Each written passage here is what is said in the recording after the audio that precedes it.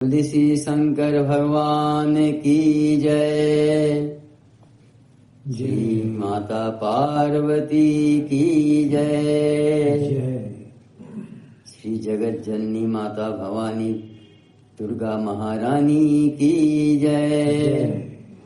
श्री भगवान वेद व्यास की जय। तृतीय अध्याय। ब्रह्मा विष्णु और महेश का विभिन्न लोकों में जाना तथा अपने ही सदृश अन्य ब्रह्मा विष्णु और महेश को देखकर आश्चर्यचकित होना, देवी लोक का दर्शन। ब्रह्मा जी बोले, मन के समान वेग से उड़ने वाला वह विमान जिस स्थान पर पहुंचा, वहां जब हमने जल नहीं देखा तब हम लोगों को महान आश्चर्य हुआ। उस स्थान के वृक्ष सभी प्रकार के फलों से लदे हुए और कोकिलों की मधुर ध्वनि से गुंजायमान थे। वहां की भूमि, पर्वत, वन और उपवन ये सभी सुरम्य दृष्टिगोचर हो रहे थे। उस स्थान पर स्त्रियां, पुरुष, पशु, बड़ी नदियां, बावलियां, कुएं, तालाब, पोखरे तथा झरने इत्यादि विद्यमान थे। वहां भव्य चार दीवारी से घिरा हुआ एक मनोहर नगर था, जो यज्ञशालाओं तथा अनेक प्रकार के दिव्य महलों से सुशोभित था। तब उस नगर को देखकर हम लोगों को ऐसी प्रतीति हुई मानो यही स्वर्ग है। और फिर हम लोगों को यह जिज्ञासा हुई कि इस अद्भुत नगर का निर्माण किसने किया है।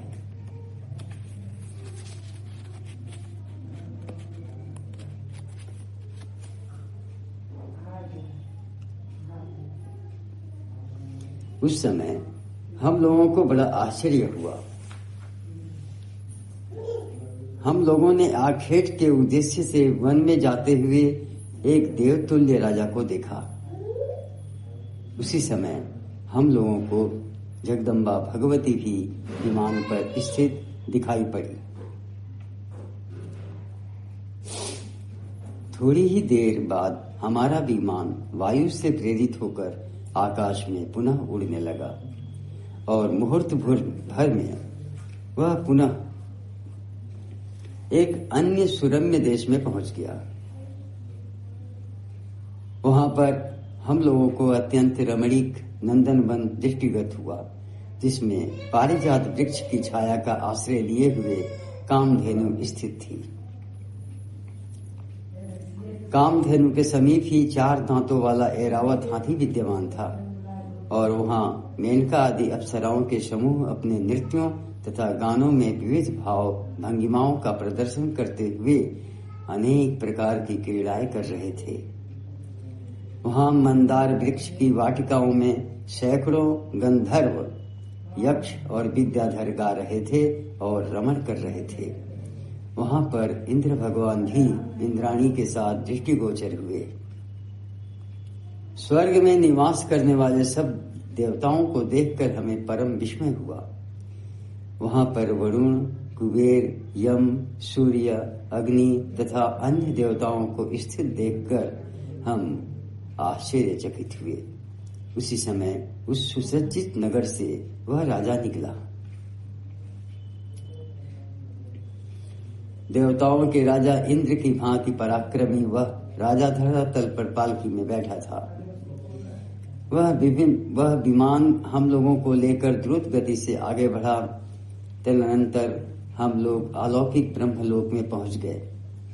वहां पर सभी देवताओं से नमस्कृत ब्रह्मा जी को विद्यमान देखकर भगवान शंकर एवं विष्णु विस्मय में पड़ गए। वहां ब्रह्मा जी की सभा में सभी वेद अपने अपने अंगों सहित मूर्त रूप में विराजमान थे। साथ ही समुद्र, नदियां, पर्वत, सर्प एवं नाग भी उपस्थित थे। तत्पश्चात भगवान विष्णु और शंकर ने मुझसे पूछा, हे चतुर्मुख, ये दूसरे सनातन ब्रह्मा कौन है? तब मैंने उनसे कहा कि मैं सबके स्वामी तथा सृष्टिकर्ता इन ब्रह्मा को नहीं जानता। हे ईश्वरों, मैं कौन हूं, ये कौन है और हम दोनों का क्या प्रयोजन है, इसमें मैं भ्रमित हूं। थोड़ी ही देर में वह विमान पुनः मन के सदृश वेग से आगे की ओर बढ़ा। तत्पश्चात वह विमान यक्ष गणों से सुशोभित मंदार वृक्ष की वाटिकाओं के कारण अति सुरम्य सुख और कोयलों की मधुर ध्वनि से गुंजित, वीणा और मृदंग आदि वाद्य यंत्रों की मधुर ध्वनि से निनादित सुखदायक तथा मंगलकारी कैलाश शिखर पर पहुंचा। उस शिखर पर जब वह विमान पहुंचा, उसी समय वृषभ पर आरूढ़ पंचमुख 10 भुजाओं वाले मस्तक पर अर्धचंद्र धारण किए हुए भगवान शंकर अपने दिव्य भवन से बाहर निकले। उस समय वे व्याघ्र चर्म पहने हुए तथा गज चर्म ओढ़े हुए थे। महाबली गजानन, श्री गणेश तथा षडानन कार्तिकेय उनके अंगरक्षक के रूप में विद्यमान थे। भगवान शंकर के साथ चल रहे उनके दोनों पुत्र अति सुशोभित हो रहे थे। नंदी आदि सभी प्रधान शिवगण जय घोष करते हुए भगवान शिव के पीछे पीछे चल रहे थे। हे नारद, वहां अन्य लोगों तथा शंकर को मातृकाओं सहित देखकर हम लोग विस्मय में पड़ गए और हे मुने, मैं संशयग्रस्त हो गया। थोड़ी ही देर में वह विमान उस कैलाश शिखर से वायु गति से लक्ष्मीकांत भगवान विष्णु के वैकुंठ लोक में जा पहुंचा। हे पुत्र, मैंने वहां अद्भुत विभूतियां देखी।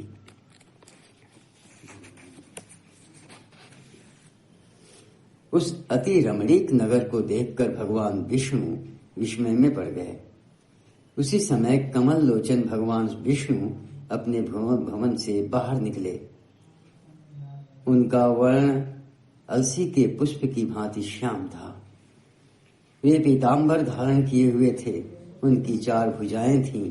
वे पक्षीराज गरुड़ पर आरूढ़ थे और दिव्य अलंकारों से विभूषित थे।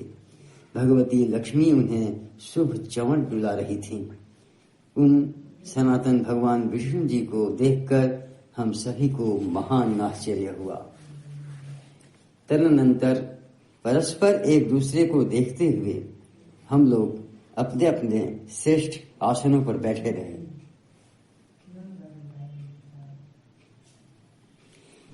इसके बाद वह विमान वायु सदृश द्रुत गति से पुनः चल पड़ा।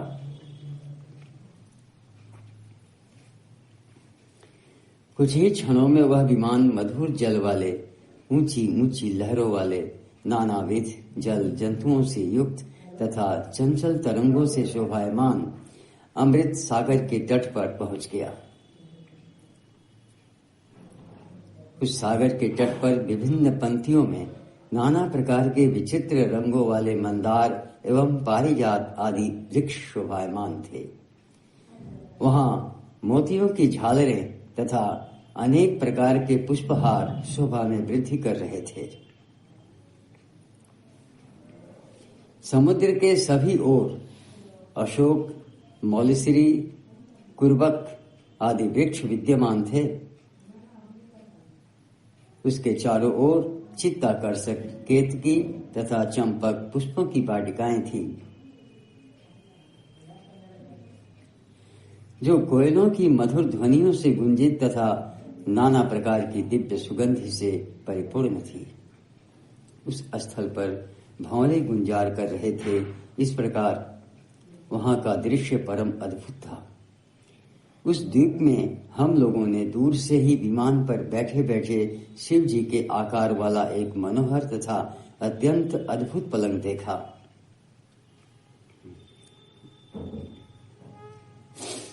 जो रत्नमालाओं से जड़ा हुआ था और नाना प्रकार के रत्नों से विभूषित था। उस पलंग पर अनेक प्रकार के रंगों वाली आकर्षक चादरें बिछी थीं, जिससे वह पलंग इंद्रधनुष के समान सुशोभित हो रहा था। उस भव्य पलंग पर एक दिव्यांगना बैठी हुई थी। उस देवी ने रक्त पुष्पों की माला तथा रत्नांबर धारण किया था। उसने अपने शरीर में लाल चंदन का लेप कर रखा था।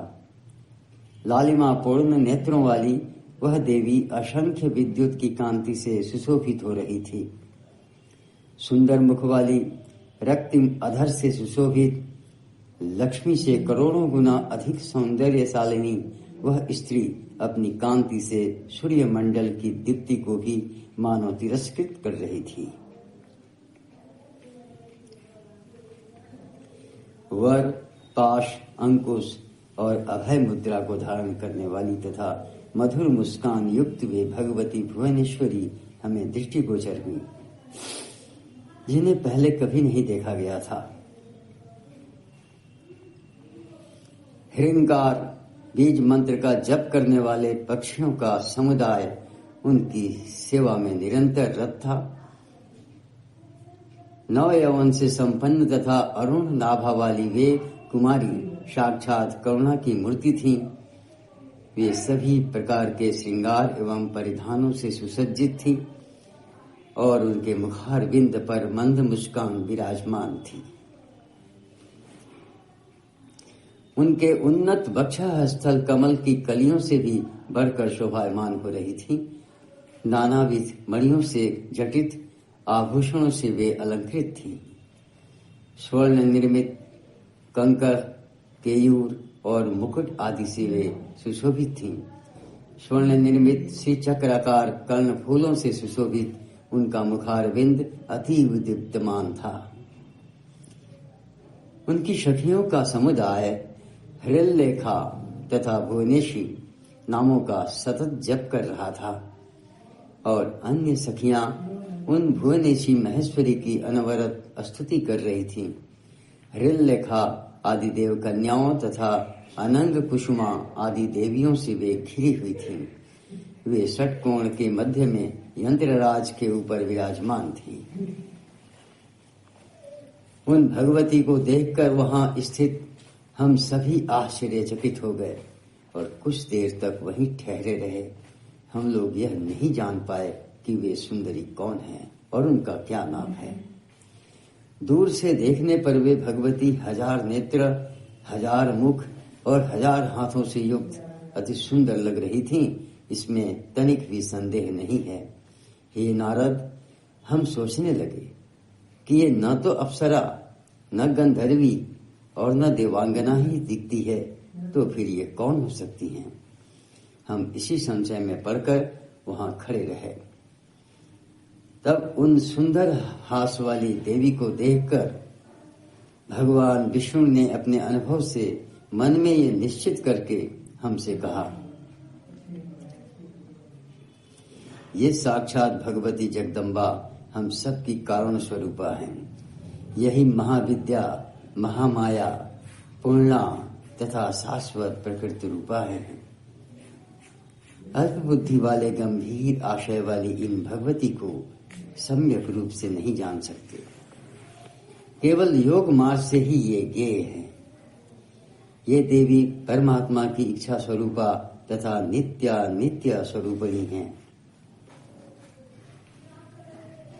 ये विश्वेश्वरी, कल्याणी भगवती अल्प भाग्य वाले प्राणियों के लिए दुराराध्य हैं। ये वेद जननी विशाल नयना जगदम्बा सबकी आदि स्वरूपा ईश्वरी हैं। ये भगवती प्रलयावस्था में समग्र विश्व का संहार करके सभी प्राणियों के लिंग रूप शरीर को अपने शरीर में समाविष्ट करके विहार करती हैं।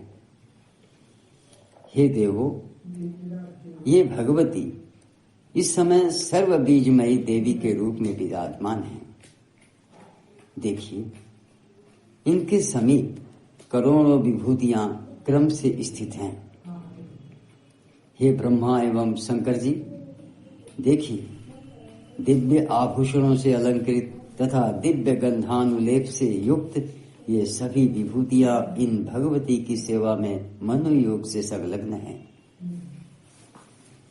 हम लोग धन्य, सौभाग्यशाली तथा कृतकृत्य हैं, जो कि हमें इस समय यहाँ भगवती का साक्षात दर्शन प्राप्त हुआ। पूर्व काल में हम लोगों ने बड़े प्रयत्न से जो तपस्या की थी, उसी का यह उत्तम परिणाम है। अन्यथा भगवती हम लोगों को स्नेह पूर्वक दर्शन कैसे देती। जो उदार हृदय वाले पुण्यात्मा तथा तपस्वी लोग हैं, वे ही इनके दर्शन प्राप्त करते हैं,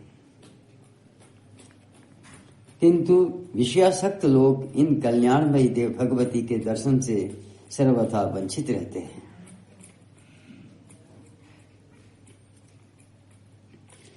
ये ही मूल प्रकट स्वरूपा है। भगवती परम पुरुष के सहयोग से ब्रह्मांड की रचना करके परमात्मा के समक्ष उसे उपस्थित करती हैं। हे देवों, यह पुरुष दृष्टा मात्र है और समस्त ब्रह्मांड तथा देवतागण दृश्य स्वरूप हैं। महामाया कल्याणमय सर्वव्यापिनी सर्वेश्वरी ये भगवती ही इन सब का मूल कारण है। कहाँ मैं, कहाँ सभी देवता और कहाँ रंभा आदि देवांगनाएं, हम सभी इन भगवती की तुलना में उनके लक्षांश के बराबर भी नहीं हैं।